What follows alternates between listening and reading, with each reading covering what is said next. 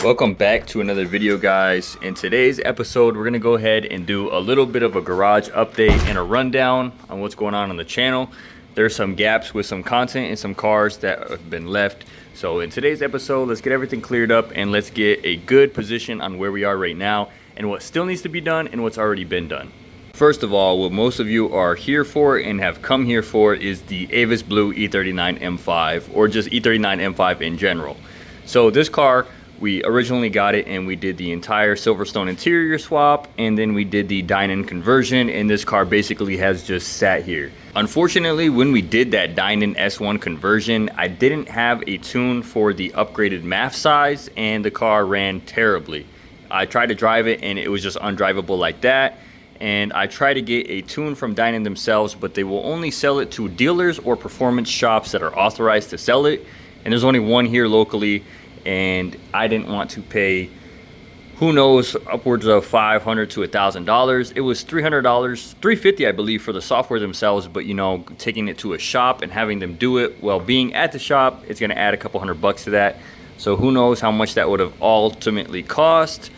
So in order to get around that, I got in contact with Dinan themselves and I ordered the adapter I needed to run stock MAFs. I have some footage here from when I got that, when I replaced it, and then when we took it for the first drive. So let's go ahead and throw that in here now and get you guys caught up on what happened. Long awaited update on the E39 M5 is finally here. At least I hope so. I got in contact with Dinan themselves, and my kit did not come with the adapter to run the stock MAFs, and I think they sent me the right one, and I can use this adapter as a little boot and clamps and put the stock MAFs with the stock, or sorry, with the stock MAFs with the cold air intake, and then I won't have to get tuned right now. I guess I technically won't be a Dinan S1 fully because we're taking out the MAFs. Let's go ahead and open up my couple little packages here and let's see and verify if this is what I need, and I got a few random things as well. So let's go ahead and open this up and see. This right here was like 80 something dollars from Dinan. We have basically an adapter that sizes down. The intake is much larger than the actual MAF housing. So apparently this should be exactly what we need. 2 of those, and then 4 clamps. I'm assuming I already have the clamps, but I don't want to get this and then not have it, so I ended up ordering the clamps as well. It's like 80 bucks for just these super cheap eBay couplers, basically is what they are. I should have just figured out what I needed for diameters and found it myself, but it is what it is. This is actually from the kit. I guess we're gonna go ahead and throw this on, and we'll see if that solves our problem. Let me know in the comments below if anybody has actually used this, and let me know your results. This M5 has been sitting for quite a while, so I figured this wouldn't hurt. Maybe we'll try it out, see if it does anything. Maybe it's useless. I got this as well because there's a lot of trim pieces, and there's that thing right there. I want to see if I can make it look a little bit nicer. And speaking about exhaust, well, these cars sound absolutely amazing, and I miss having a good sounding E39 M5. So I got in contact with a local fabricator, and I want him to make basically a sort of custom exhaust. I want him to V-band and make some detachable cat delete pipes, so I can do cats or no cats depending on my smog, and then do a muffler delete, and then we'll go with these tips. I was kind of struggling to find a 2.5 inlet with a 3.5 outlet. I wanted to do a little bit bigger than stock, or a little bit bigger than the typical muffler size or the tip size. I feel like it looks a lot better when it's bigger. So I bought these off Amazon for like 60 something bucks for the both, and they are staggered like the stock setup. So this is how it will be, and they look decently fine. They're not that beautiful. They look a little ricey, but I'm sure when they're tucked up under the bumper and with the diffuser, it'll look absolutely fine compared to all the other tips. So that will be coming later on, but for now, let's go ahead and see if we can swap over into the stock MAFs. Well, would you look at that? 3 different sizes. So of course, my simple job is no longer so simple. I'm gonna check my clamps that I have left over, see what else fits. If not, wonderful. It looks like not everything is so simple, huh?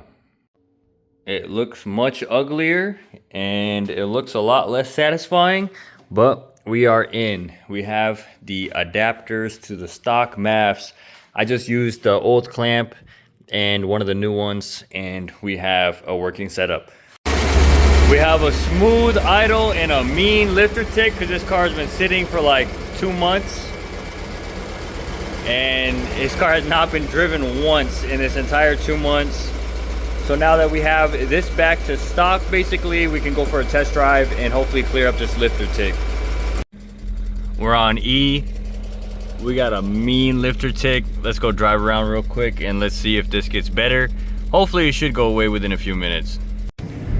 Drove around for like 5-10 minutes, let it get up to temperature. Let's listen to the induction noise if you guys can hear it.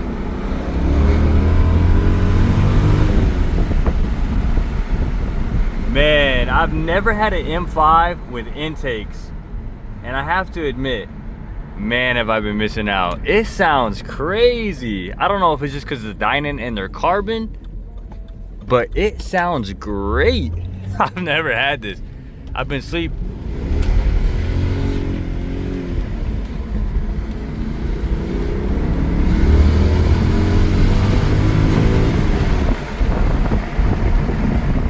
Not only does it sound great, this thing pulls. This car feels amazing. Damn, I should have got it tuned. I should have bought the tune so I could run the maths. Dang, now I regret it.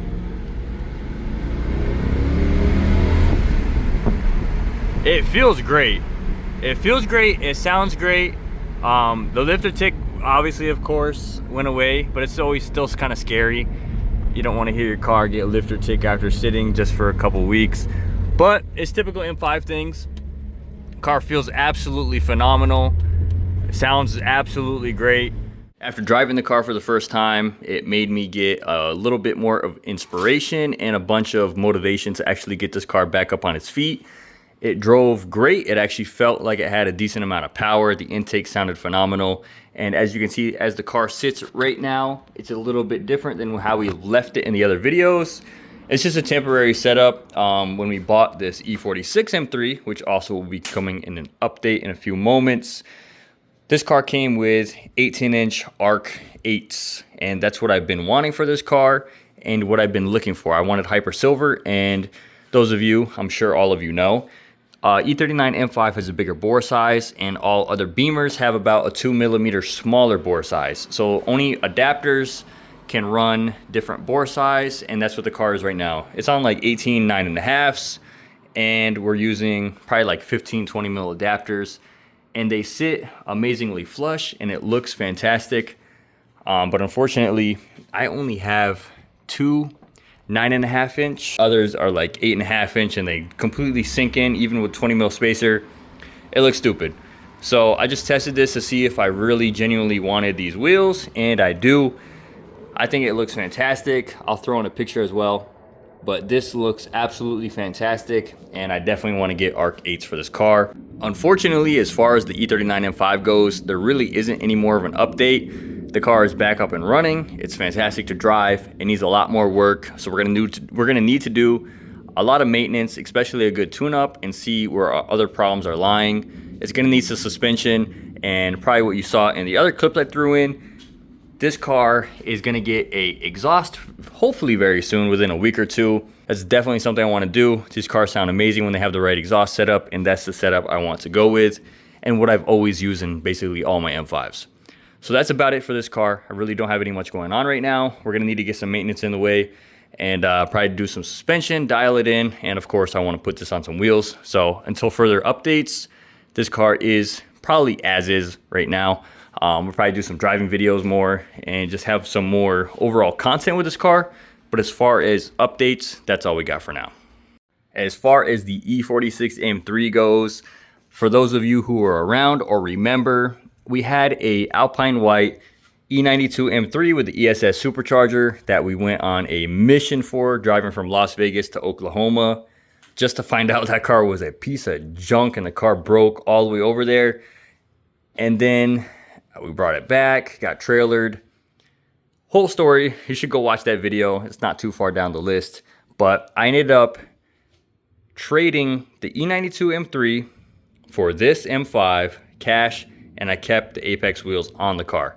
So now that's how we obtained the E39 M5, and that's how I got left with these EC7s that are 18 by 10 and 18 by 11. It's crazy to think that this car is on spacers with 18 by 11 in the rear, and as you can see, it's still pretty. I have some room to grow. It's not even flush all the way. I guess it's pretty flush, but there's still room for more, and that's just crazy to think. But as far as this goes, that's the only thing that has been done and different, is now this car is sitting on EC7s, which changed the whole demeanor of this car, and it looks 1,000 times better.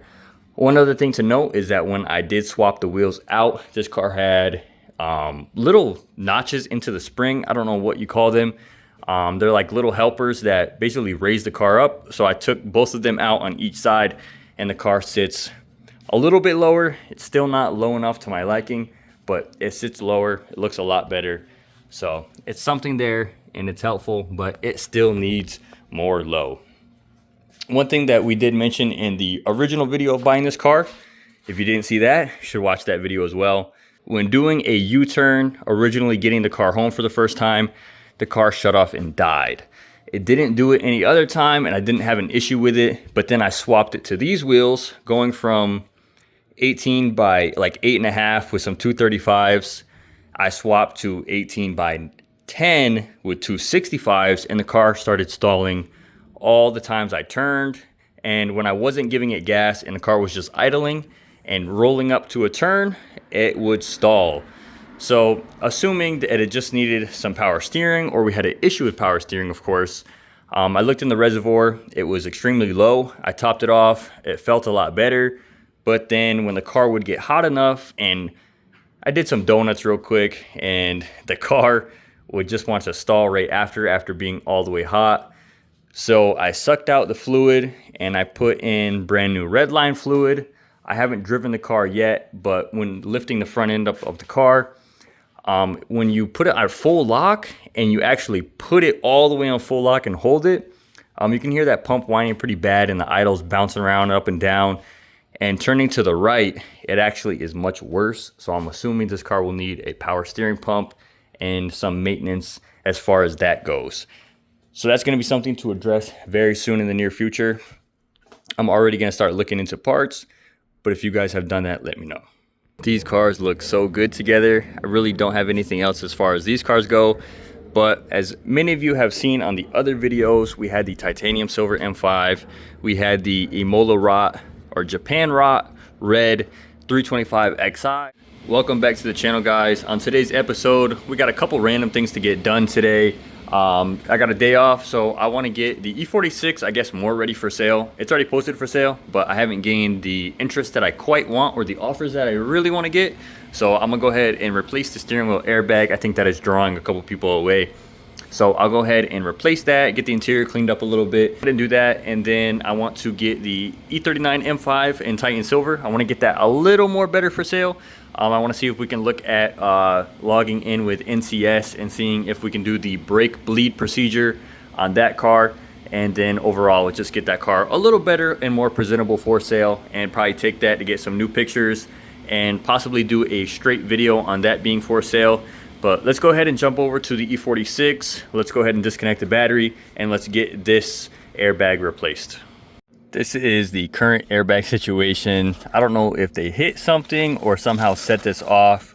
There is some damage to the front bumper, but I don't think there's anything enough to actually set this airbag off. They did not repair anything. The damage is still left on the bumper, so I don't think they hit anything that would actually set this off. There we go. Airbag is out of the car.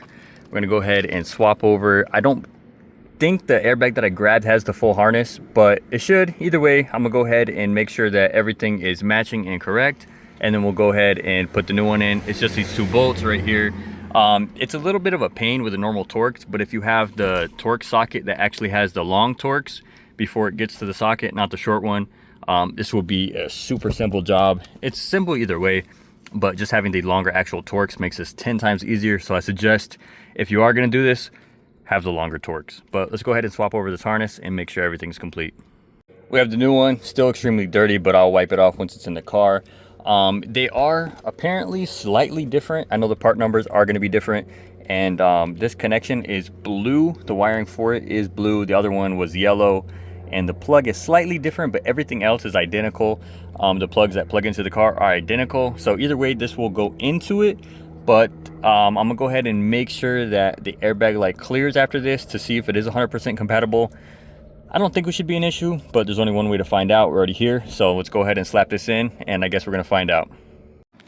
Airbag is successfully in, battery is back connected. Went ahead and turned the key a few times just to make sure we don't have any accidents. Cross your fingers. We got the little E46 out here taking some fresh pictures for the for sale post. It's not a perfect car, but it definitely is a desirable somewhat car. I know it's XI, but at the end of the day, it's hell rot red, black interior, 5-speed manual, clean title, all stock original. Yes, probably needs some maintenance. Yes, could use some upgrades. Definitely would look better with some coils and some wheels, you know, just to make this car a good daily.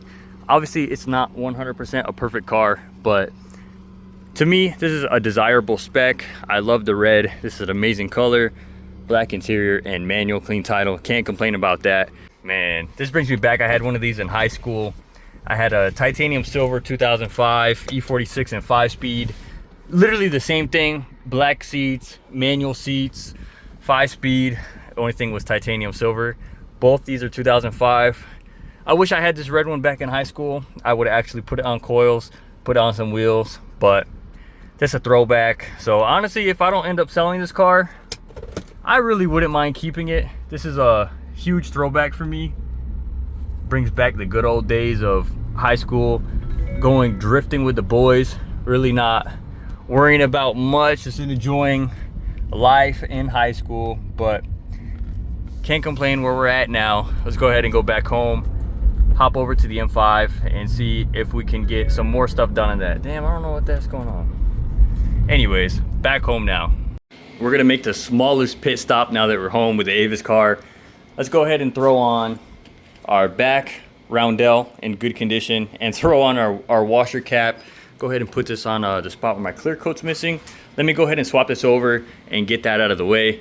That way the back can look fresh. The front is already good, don't gotta worry about that, but this needs to be changed.